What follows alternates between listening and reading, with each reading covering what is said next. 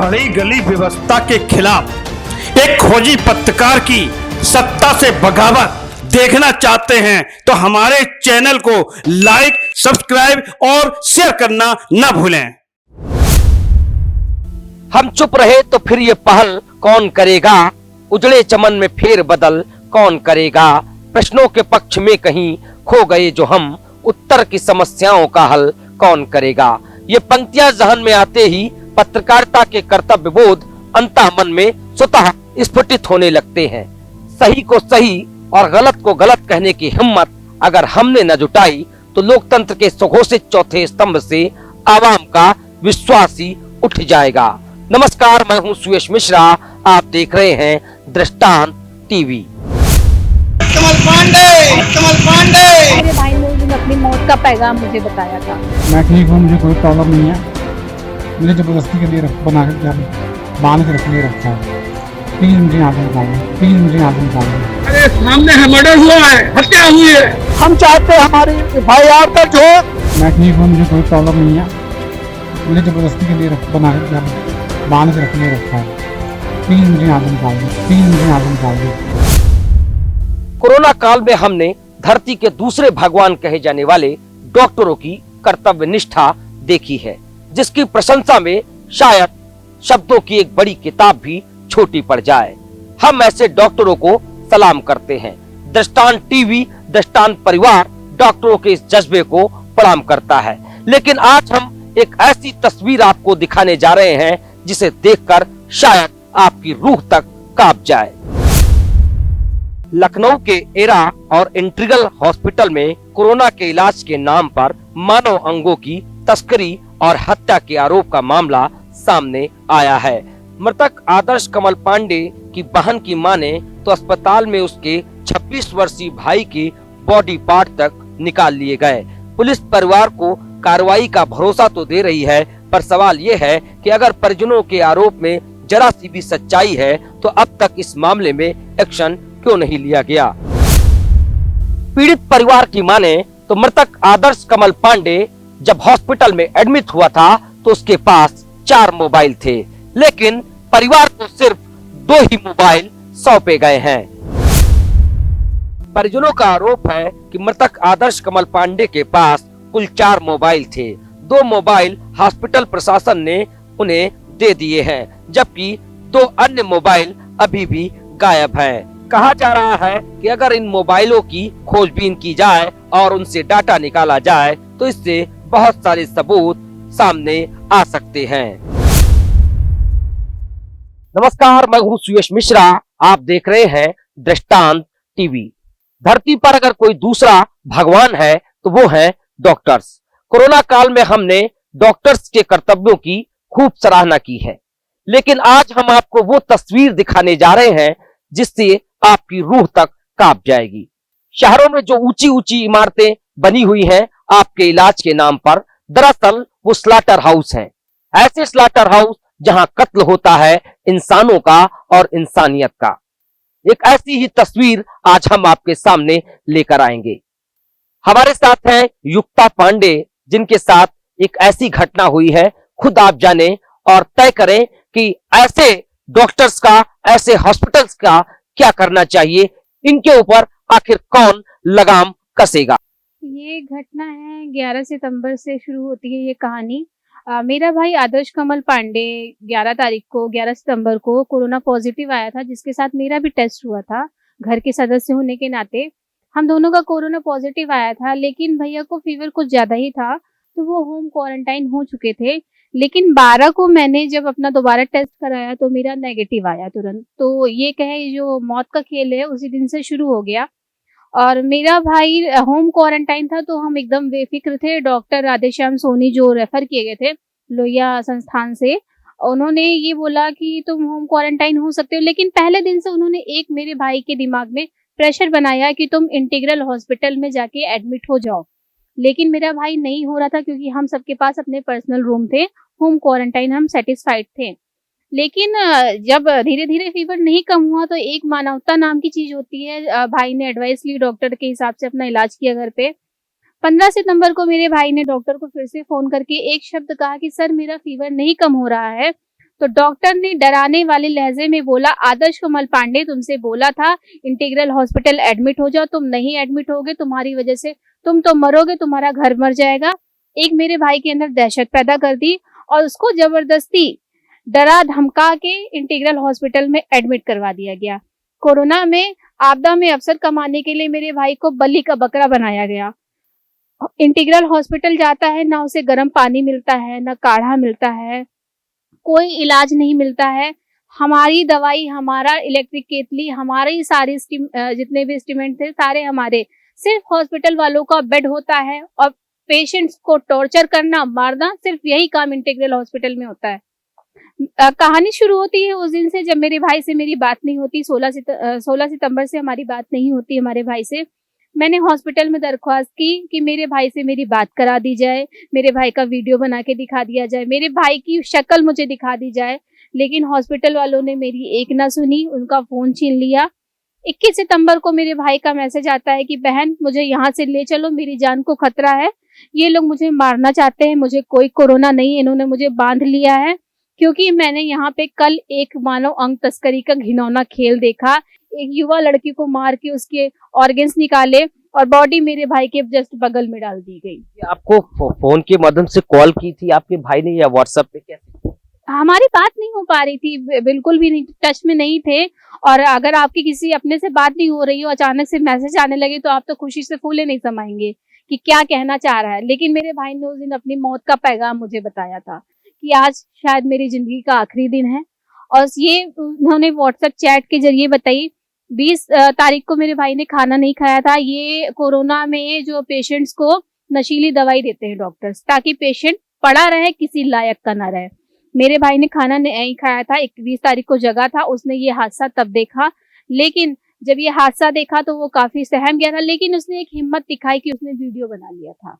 उसने क्या, जो आपके भाई ने जो वीडियो बनाया था, वो वीडियो आपको व्हाट्सएप के थ्रू या कैसे भी भेजा था? नहीं, वो भेज नहीं पाया, मौका ही नहीं मिला। वहां पे वीडियो बनाते हुए वहां के स्टाफ ने उसे पकड़ लिया और उसी वक्त उसे बांध दिया, गले में पट्टा, डायपर पहना दिया ताकि वो भाग ना सके। बाथरूम जाने तक को उसे परमिशन नहीं दी गई। उसके फोन छीन लिए गए और उसे बेड पे एक बंधक बना के डाल दिया कुत्ते की तरह। उसके बाद मेरे भाई ने मुझे लगातार ये मैसेज के थ्रू व्हाट्सएप से बताया। मैं घबराई, मैं सीएमओ के पास गई, मैं डॉक्टर के पैरों में गिर गई, मेरे पिताजी पैरों पे गिर गए, लेकिन उन्होंने मेरा भाई नहीं सौंपा मुझे। लास्ट में रात में 12 बजे मैं अकेली लड़की इंटीग्रल हॉस्पिटल के मैदान में खड़ी रही। मैं जिद पे अड़ी रही, मुझे मेरा भाई दे दे, लेकिन नहीं दिया। वहां के जो डायरेक्टर हैं जफर इदरीश, उन्होंने मुझसे काफी बहस की। उन्होंने बोला कि तुम यहाँ अपने भाई को नहीं ले जा पाओगी, चाहे कुछ भी कर लो। और वही हुआ। मेरा भाई तो मुझे उन्होंने दिया, लेकिन अधमरा दिया, उसको स्लो पॉइजन का इंजेक्शन लगा दिया, क्योंकि वो सरकारी गवाह बनना चाहता था और वो बाहर निकलता तो भांडा फोड़ करता। ये इंटीग्रल हॉस्पिटल में मानव अंगों की तस्करी का घिनौना खेल खेला जा रहा है। आपको कैसे पता चला कि उसको स्लो पॉइजन का इंजेक्शन लगा दिया गया? आप ये कैसे कहते हैं कि वहां मानव अंगों की तस्करी होती है, या आपने कहाँ देखा, आपको किसने बताया? देखिए, मरने वाला इंसान कभी झूठ नहीं बोलता है। एक शख्स झूठ बोलेगा, 3 परिवार झूठ नहीं बोलेंगे। सबसे पहला गवाह मेरा मरा हुआ भाई आदर्श कमल पांडे, जिसने जाते जाते व्हाट्सएप चैट पे सारी चीजें बता के गए हैं और मैंने लगातार आप लोगों को मैं दिखा भी रही हूँ उसका वीडियो स्टेटमेंट, व्हाट्सएप चैट, जिसमें उसने बोला है कि यहाँ मानव अंगों की तस्करी होती है। उसके अलावा जो इंजेक्शन वाली जो बात है, इंजेक्शन वाली बात जब उसे मैंने निकाला रात में 12 बजे जबरदस्ती, तो जब मेरी जफर इदरीस से बहस हुई है तो उन्होंने, कोरोना वार्ड में कोई आम इंसान नहीं जा सकता है, आपको नहीं पता आपके पेशेंट के साथ क्या बर्ताव हो रहा है वहां पे। जब हम वहां पहुंचे हैं, हम वार्ड में नहीं जा सकते थे। आपदा में अफसर डॉक्टरों ने कमाते हुए उसको आप यहाँ से ले जाओगे, बाहर जाके भांडा फोड़ कर देगा, इस डर से उन्होंने इंजेक्शन लगाया। ये बात मेरे मरे हुए भाई आदर्श कमल पांडे ने ही एक्सेप्ट की, उसकी भी चैट है मेरे पास।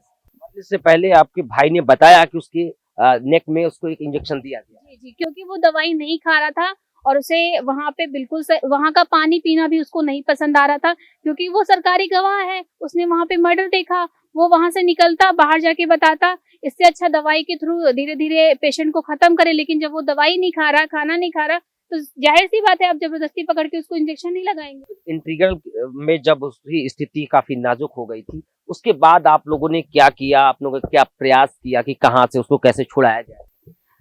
मैंने सारे प्रयास कर दिए, अपनी औकात से भी ज्यादा प्रयास कर दिए। मैं जाके सीएमओ से 9 बजे मेरी बात हुई सुबह। उन्होंने मुझे झूठा आश्वासन दिया, तुम ऑफिस आओ, मैं लेटर बना के देता हूँ तुम्हारे भाई, मैं तुम्हें सौंपता हूँ। 11 बजे जब मैं पहुंचती हूँ तो वो मुझसे बात ही नहीं करते हैं। भाई आपका जिंदा था? जी, उस वक्त मेरा भाई जिंदा था और हो सकता सीएमओ ने उस दिन मेरी बात सुननी होती तो आज मेरा भाई मेरे पास सही सलामत होता। उसके अलावा मैं हॉस्पिटल में ही दौड़ी हूँ जब सीएमओ ने मुझे एकदम निराश कर दिया। मेरे पास कोई ऑप्शन नहीं था और ना ही मुझे इस लाइन का कुछ आइडिया था मुझे किससे मिलना था। लेकिन हाँ, कानून का सहारा लिया, 1076 में पे कॉल की, 112 मिलाई, लेकिन मौके पे आज तक कोई नहीं पहुंची है। ये सबसे बड़ी नाकामी है उत्तर प्रदेश पुलिस की, वो नहीं पहुंची है। और मेरा भाई जब वहां से मैं रेफर कराने के लिए बात कर रही थी कि मुझे रेफर नहीं चाहिए, मुझे डिस्चार्ज चाहिए, मेरी नामंजूरी में मैंने एकदम बिल्कुल भी उनको परमिशन नहीं दी कि मुझे मेरा भाई आप रेफर कराइए। उन्होंने मुझसे बिना पूछे उसको रेफर करवा दिया। एडीएम केपी सिंह के थ्रू सीएमओ ने रात के 12 बजे लेटर लिख के उसको रेफर करवा दिया। रेफर करवाने के बाद आपकी एडीएम से जब बात हुई तो आपने क्या मांग उनसे की? मैंने उनसे सिर्फ एक मांग की थी। 12 बजे मैं काफी निराश हो चुकी थी। मैंने उनसे रो के सिर्फ एक चीज कहा कि सर, मेरा भाई इस कंडीशन में है, यहाँ पे उसकी जान को खतरा है। आपको मैं वीडियो भी भेज चुकी हूँ, एडीएम को मैंने वीडियो तुरंत भेजा था अपने भैया का, जो लास्ट मैं लगातार आप लोग को दिखा रही हूँ, वो वीडियो मैंने एडीएम को भी भेजा था। और मैंने बोला कि अगर आप मेरा भाई मुझे नहीं देंगे तो मैं यहाँ से नहीं हिलूंगी। और मैं 12 बजे इंटीग्रल के ग्राउंड पे बैठी हूँ, अगर मेरे साथ कोई हादसा हो जाएगा तो आप लोग जिम्मेदार होंगे। तब एडीएम ने लेटर लिख के दिया, लेकिन उन्होंने कहा कि मैं रेफर करवाऊंगा, डिस्चार्ज नहीं करवाऊंगा। उनको अंदाजा नहीं था कि उनकी इस ना सुनवाई से मेरा भाई मेरे हाथ से चला गया। उन्होंने रेफर करवाया, उसके बाद वो एरा चला गया है।